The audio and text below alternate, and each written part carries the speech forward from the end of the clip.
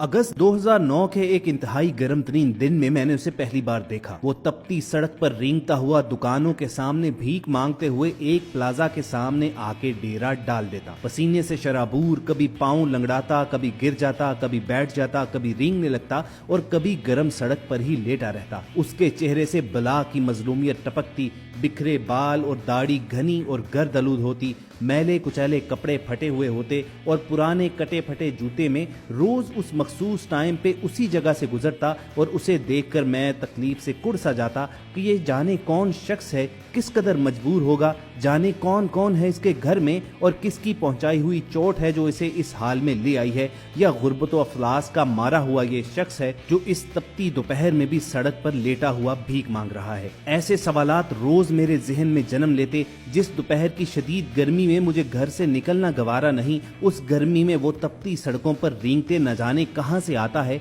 और कहां को चला जाता। मैं हैरान था कि उस गर्मी में हम ठंडे कमरों में बिस्तर पर लेटते भी गर्मी महसूस करते हैं और वो आराम से उस आग जैसी जलती सड़क किनारे पर लेटा रहता तो कभी बैठ जाता। एक बात जो मैंने नोट की कि उसके लेटने की जगह मखसूस थी। बदकिस्मती से उस जगह के ऊपर कोई सायादार चीज मौजूद नहीं थी। हाँ, बस रोड के दूसरी तरफ एक प्लाजा था जहाँ रश इतना ज्यादा नहीं था और एक तवील तंग सी गली जिसमें कुछ मकान थे। सब लोग अपने काम में मगन उधर से गुजरते रहते और वो मार्केट से होता हुआ उसी प्लाजे के सामने आके सड़क किनारे लेट जाता। उसकी नजरें हमेशा प्लाजे पर ही गड़ी रहती। ऐसे कई महीने गुजर गए मगर मैंने उस शख्स का नागा नहीं देखा। यहाँ तक कि माह रमजान ईद पर भी उसी जगह ही देखा। बारिशों के मौसम में उसे उसी जगह बारिश में भीगते देखा। मेरा कलेजा हलक को आने लगा कि ये कौन है, क्या माजरा है। ये जानने की जुस्तजू बढ़ती गई और शायद इसी वजह से मैं इसे रोजाना नोट करने लगा। गर्मी और बारिशें गुजर गईं, फिर सख्त धुंध में सर्द तरीन दिन भी देखे।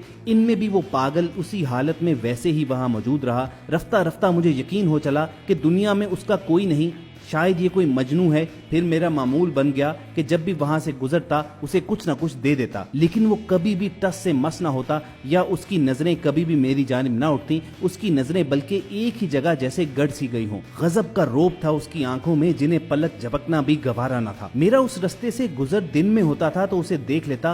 गालिबन 12 जनवरी की यख रात थी। बाजार बंद हो चुके थे। रोड मुकम्मल तौर पर सुनसान और वीरान था। मुझे अचानक कहीं निकलना पड़ा तो उस रास्ते से गुजरते हुए मेरी नजर उस पागल पर पड़ी। वो वहीं लेटा हुआ था, ना ऊपर कोई चादर, ना पाँव में जुराबें, ना जिस्म पर कोई स्वेटर। चंद लम्हे उसके पास जाके ठहरा। वो वैसे ही खामोश उसी जगह नजरें टिकाए लेटा रहा। मैं सर्दी से थर थर कांप रहा था। उसकी सर्दी का ख्याल करते हुए अपनी चादर उतार कर उस पर डालती तो उसने कुछ भी कहे बगैर वो शॉल पाँव से घसीट कर उतार फेंकी और करवट बदल ली और मैं चुपचाप वहां से वापस आ गया। वक्त यूं ही गुजरता रहा और मेरा भी तजस्सुस बढ़ता ही रहा, लेकिन उस शख्स को ना तो सर्दी तोड़ पाई, ना गर्मी, ना बारिश, ना तूफान। हर चीज से बेनियाज वो मौसम की मार इसी तरह सहता रहा। उसका जिस्म गर्मी से झुलस चुका था, उसका रंग स्याह पड़ चुका था। गालिबन फरवरी का महीना था और इतवार का दिन। मैंने हस्बे मामूल नाश्ता किया, अखबार उठाया तो ये हेडलाइन पढ़कर मैं हैरान रह गया कि हमारे ही इलाके में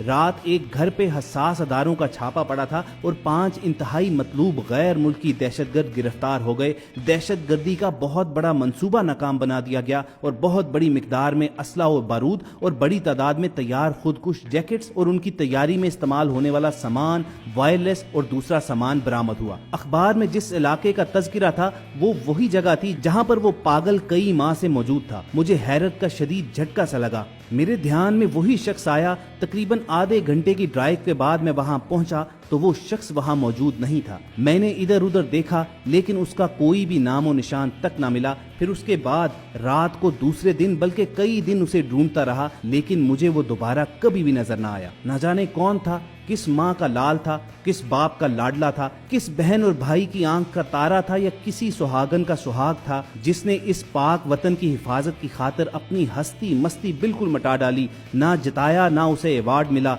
ना उसके नाम के नारे लगे, ना उसका फोटो सेशन हुआ और ना ही उसने अपनी कोई दास्तान सोशल मीडिया पर शेयर की। दोस्तों, सुनने में तो शायद ये एक फिल्मी कहानी लगे, लेकिन पाक फौज और ISI के ऐसे कई गुमनाम हीरोज हैं जो सिर्फ और सिर्फ आपकी खातिर अपनी हस्ती मिटा डालते हैं और बगैर किसी सिले या सताइश की तमन्ना किए चुपचाप अपना काम कर गुजरते हैं और अपनी ड्यूटी मुकम्मल होने के बाद अपने अगले मिशन पर रवाना हो जाते हैं। लेकिन रोजमर्रा की जिंदगी में हमें इस चीज का एहसास ही नहीं हो पाता कि हमारा मोहसिन हो सकता है कि भेस बदलकर किसी रेडी पर चने बेच रहा हो, या सड़क किनारे गुब्बारे और ग्लासेस फरोख्त कर रहा हो, या फिर गलियों में दर बदर ठोकरें खाता कोई फकीर ही हो। पाक फौज और ISI के ये गुमनाम हीरोज वतन के वो बेटे हैं जो मिट्टी की मोहब्बत में खुद को मिट्टी कर डालते हैं। ऐसा ही एक गुमनाम हीरो, एक लाजवाल किरदार, बलूचिस्तान में भारतीय जासूस कुलभूषण का नेटवर्क तोड़ने वाला और उसे गिरफ्तार करवाने में अहम किरदार अदा करने वाला कैप्टन कदीर भी था। कैप्टन कदीर का ताल्लुक एक बहुत बड़े जमींदार घराने से था।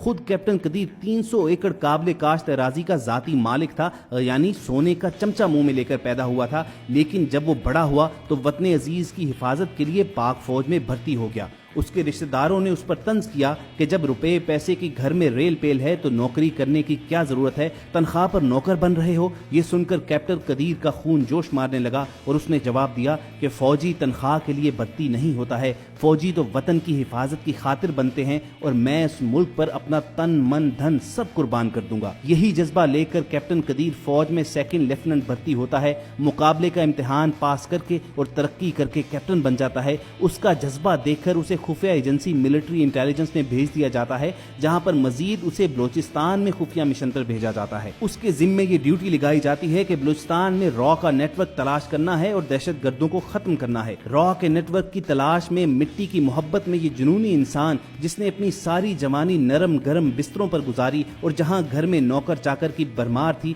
एक एक चीज बिस्तर पर नौकर ऑर्डर करके लेकर आते थे। मगर आफरीन है इस शेर दिल हीरो पर कि अपने देश को दुश्मनों से बचाने के लिए ये जुनूनी शख्स कूड़ा चुनने वाला बन जाता है और पूरे 3 साल कैप्टन कदीर बलूचिस्तान के मुख्तलिफ शहरों में फकीर बनकर कूड़ा चुनते चुनते गुजार देता है। उसका बिस्तर भी कूड़ा करकट का ढेर, वही उसका खाना पीना। सख्त तरीन सर्दियों में ये जुनूनी एक इंतहाई बदबूदार फटे पुराने कंबल में खुले आसमान तले रात गुजारता है तो सिर्फ देश की हिफाजत के लिए।